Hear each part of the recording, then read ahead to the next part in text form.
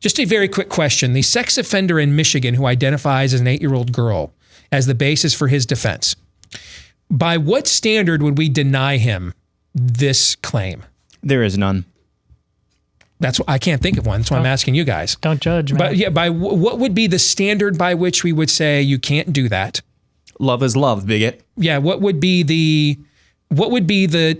foundation of the judgment we would make that would say this is ridiculous or false? How? What would we base such a denial on? Do you guys know? It's just living his truth like a boss. Yeah, man.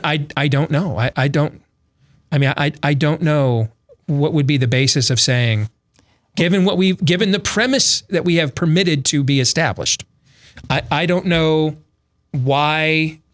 And this goes back to when I was still writing for USA Today. I wrote a column there 6 or 7 years ago after the first gay marriage ruling at the court, and my column was chastising the court for being bigots. I mean, if why are you denying any marriage equality? If it's okay for 2 men to get married or 2 women to get married, why isn't it okay for 3 men to get married or 4 men and 2 women? Where do you draw the line to say that? Why are you imposing your particular narrow-minded viewpoint of marriage equality on everybody else? I mean, polygamy is the oldest practice we have. It dates far back in human history, far back to even the mainstreaming of homosexuality in any Bedouin culture, for example. So, I mean, we had states in the Union that we wouldn't admit to this country in the 19th century until they banned the practice of polygamy.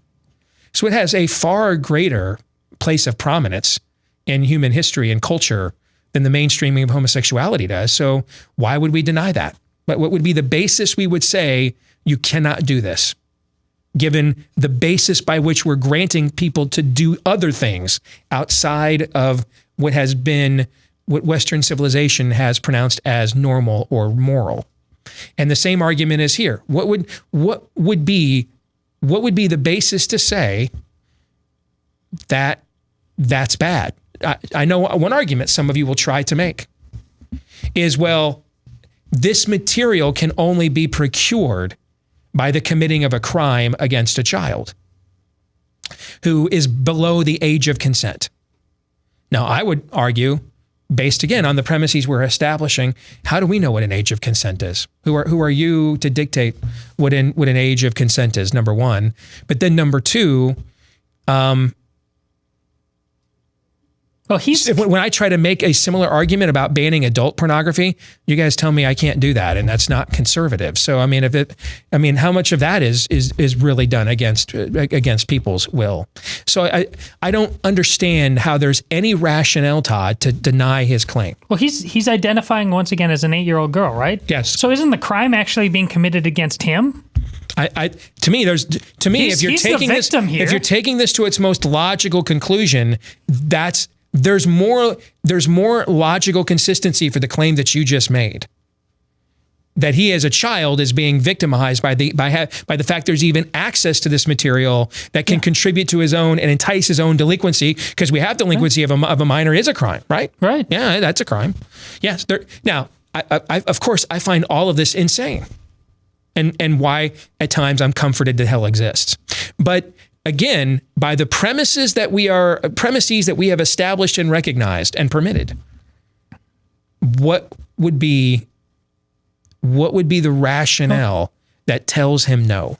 Well, there isn't, but since we don't have an uncomfortable laugh track on this show, it might be hard for you to recognize, but all Steve is doing, and this is what we talked about recently, he's just doing a Ricky Gervais bit right now.